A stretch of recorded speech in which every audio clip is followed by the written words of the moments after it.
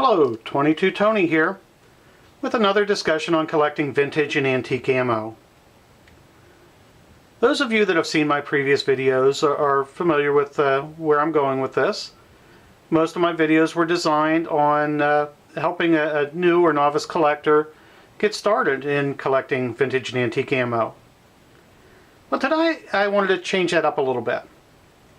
I wanted to get a little more advanced. I'm not talking the super collector with 10,000 unique boxes of 22 ammo.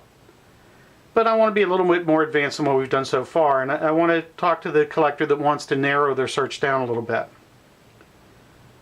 There are a lot of options in collecting vintage and antique ammo, specifically 22 boxes. We've talked in a previous video that there are probably tens of thousands of different boxes available.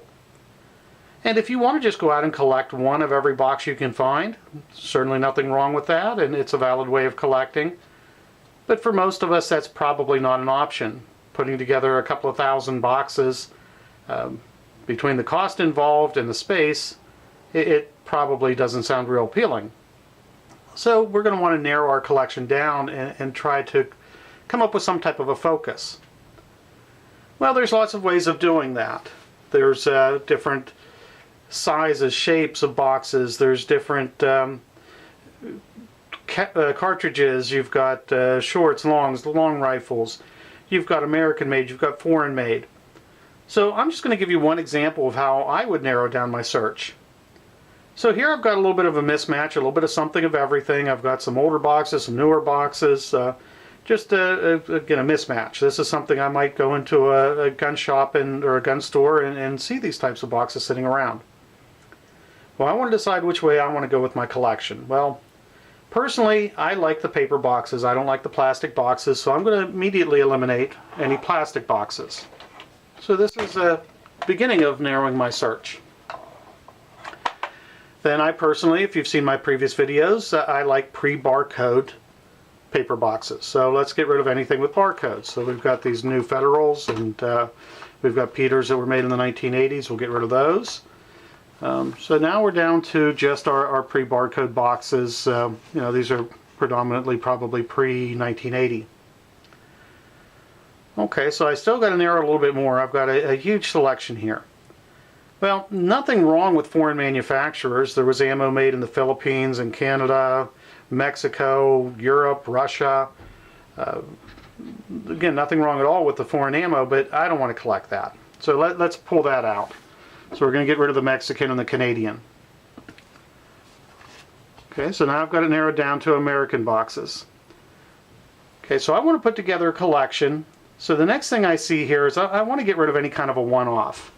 So we've got the Remington Vipers. An attractive box, but it's pretty much a one-off. That I think there were a few minor variations of this box, but basically that was it. So to put together a collection of Remington Vipers, I just did. So we're done with that one. We got Winchester Auto Rimfire. Nothing wrong with that one, but to me that's also a little bit more specialty collector wants to get involved in these. They're harder to find, they're more expensive, and it might be discouraging if you're just a mid-level collector. So let's take that out of the mix. Okay, now one of the things that I've liked, and I talked about it on a previous video, is the store brand boxes. We've already talked about collecting store brand boxes, so let's get rid of Kmart and let's get rid of Sears. Okay, so now I'm down to basically a couple of different manufacturers here. Well, let's kind of narrow this down a little bit more. Don't have anything against Federal. One of my previous videos I mentioned that Federal Lightning used to be my favorite ammo to shoot back in the day. But for this discussion, let's get rid of Federal. That's not where I want to go today. Peters also, absolutely nothing wrong with Peters. They have some really nice collectible boxes out there, but we're going to eliminate them as well. I'm down to a couple of Remingtons here and this one Western. So let's get rid of Western. Since we've already kind of narrowed it down to Remington, we're going to pull that out of the loop as well. Okay, so now I'm down to just Remington. Now those of you that are a little familiar with Remington knows that they've been producing ammo for many, many, many years. And there's definitely thousands of different boxes of 22 that they've manufactured over the years, and possibly 10,000, I don't know, but it's definitely thousands of boxes of 22 that they've produced. So again, for an intermediate collector, we probably don't want to focus on all of Remington. So let's narrow it down a little bit more. Well, I've got some 1960s or 70 boxes and some 1930s and 40s boxes. So again, I'm talking intermediate collector. We're just beyond the novice. I want to put together a collection that they could reasonably put together in a relatively short period of time without a huge amount of money. So let's go to the 1960s and 70s. We're going to go to what's called the Red series of boxes. Now these were introduced in 1967. They were only produced for about 7 years. They were replaced in 1974. So, for the criteria that I'm talking about today, a slightly advanced collector, an intermediate level, trying to put together a collection of a specific series, these are boxes that are available. You can find them at your gun show and gun shops. You can find them at garage sales and flea markets. So this would be a good starting point in a collection that you could reasonably put together. Well, one thing I want to mention about the Red series is not all of the boxes were red. Some of them were green. So even though we call this the Red and White series, the green and white boxes are part of the same series. They were produced from the same period of time. So now I've got some blanks. I've got 22 long rifle. I've got 22 long, and let's throw in a 22 short. Now, I like this particular box because it's got a Walgreens 79-cent sticker on it. So I don't know how long it's been since Walgreens sold ammo, but when they did, it was 79 cents a box. Okay, so now I'm a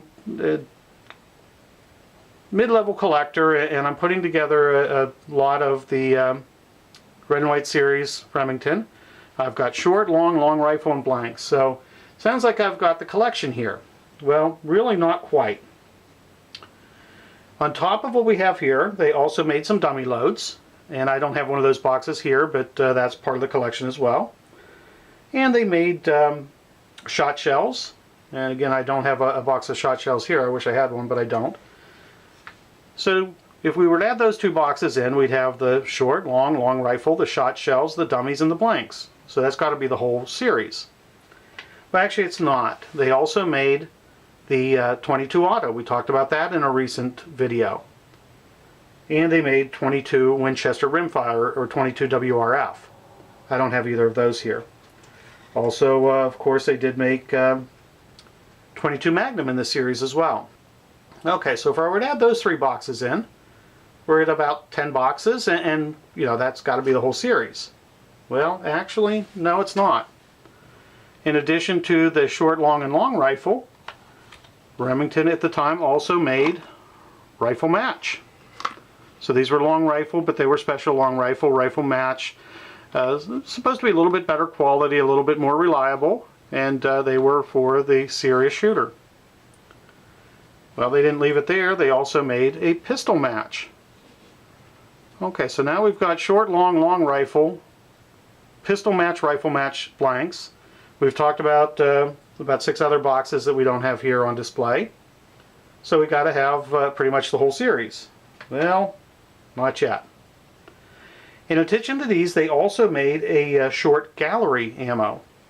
And the gallery ammo was designed for indoor shooting ranges or for carnivals and fairs. It was a low power load designed to prevent ricochets and supposed to be a little bit safer than a standard velocity ammo. Back in the 1960s and 70s, those of you that remember that, there was a day where you could go into a carnival and pick up an actual live 22 rifle and shoot at the carnival, as opposed to the BB guns that don't shoot straight now. They had 22s that probably didn't shoot straight either.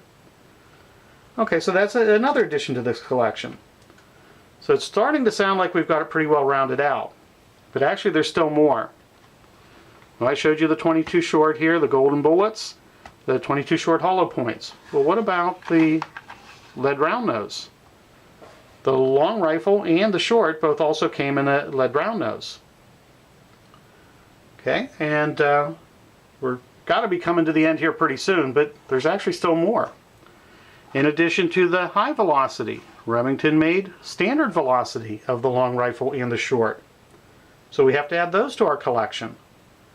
So now we're up to probably, I'm guessing somewhere, I didn't keep an actual count, but I think we're up to about 15, 16 different boxes in order to put through this whole line. And that would make a nice collection, and most of them are available, and the intermediate collector could put that together. So now I've got about 16 boxes. I put the whole line together, and now I've got a complete collection. Well, actually not. Even though I've got all the different rounds, all the different speeds, we've discussed everything that's part of the that particular line, but there's still some variations. Right here I've got another pistol match. So these boxes appear to be the same. Remington 22 long rifle pistol match. This one's wrapped in plastic, but other than that, they're the same box. Well, actually, over the production, they changed the print on the back of the box. So a serious collector won't be happy with just a pistol match box. They want each of the different prints. There are actually, I believe, 3 pistol match prints, and most of the other varieties had 2 or 3 print changes over the run as well. So now, in order for me to put together this entire collection with all the possible varieties, we're looking at somewhere right around 25 boxes of 22 ammo. So this is still a collection an intermediate collector could put together. It would cost a few dollars, but it's not, out of this range. It's not thousands of dollars. It's probably hundreds of dollars to put this together. But over a period of time, an intermediate collector could do that. And once you had every one of those boxes, it would make a very nice display, and it would be a nice collection and something you could be proud of. Well, I'm actually going to stop my discussion today at this point. I've covered the red and white series of the Remington 22 Rimfire cartridges. And again, this is designed to give you something to think about and hopefully encourage you to narrow down your search and decide where you want to go with your collection. And hopefully it gives you something to think about. I hope you enjoyed the video. I hope you enjoyed all of my videos, and I do want to thank you for watching.